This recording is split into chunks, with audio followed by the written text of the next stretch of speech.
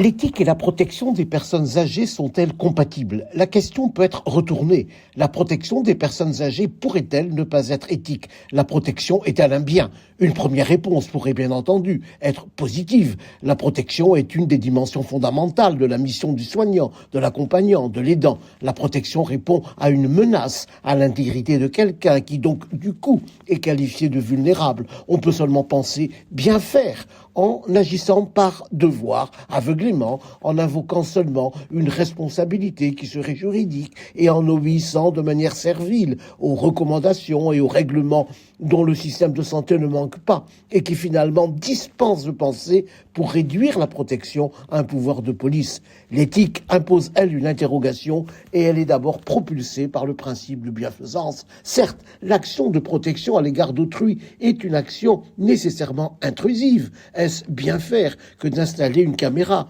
dans la chambre d'un résident d'EHPAD pour s'assurer à distance que cette personne âgée ne chute pas de son lit? L'alpha et l'oméga de la bienfaisance protectrice sont bien un agir intrusif, autoritaire, normatif, que l'on peut qualifier de paternalisme ou de bienfaisance normative. On pressent que l'invocation du devoir sécuritaire ou même du souci altruiste porté par le principe de bienfaisance heurte le principe d'autonomie. La question térébrante est bien celle de savoir comment préserver, même à l'extrême de sa vulnérabilité, l'assentiment du sujet à ce qui lui est proposé et peut-être au minimum son absence d'opposition.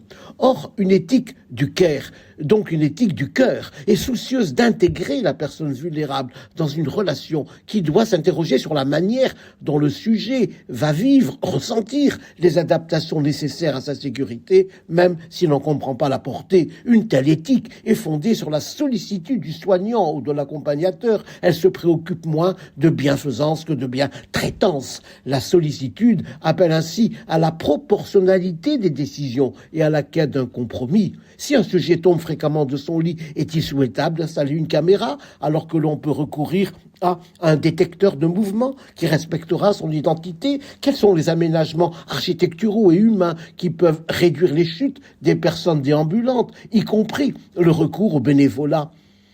La cessation de la conduite automobile doit-elle procéder d'un retrait autoritaire du permis, du seul fait du diagnostic? Ne doit-on pas évoquer le plus tôt possible avec la personne malade les raisons qui pourraient conduire dans un avenir plus ou moins proche à envisager d'abandonner la conduite automobile en veillant aux dispositions à prendre pour permettre au sujet de réorganiser sa vie en fonction de son lieu d'habitat, de sa situation familiale, de son histoire personnelle, de ses relations sociales. Car la question fondamentale n'est pas en soi la restriction des libertés. On peut être libre de restreindre certaines de ses libertés dès lors que l'on a pu s'approprier les raisons qui légitiment ces restrictions. Mais un tel acquiescement n'est pas toujours possible. Il faut se souvenir alors que la personne vulnérable peut accepter une proposition en fonction de la personne qui la lui présente, tant il est vrai qu'on consent souvent non à quelque chose, mais à quelqu'un. La sollicitude peut ainsi mettre sur la voie d'une alliance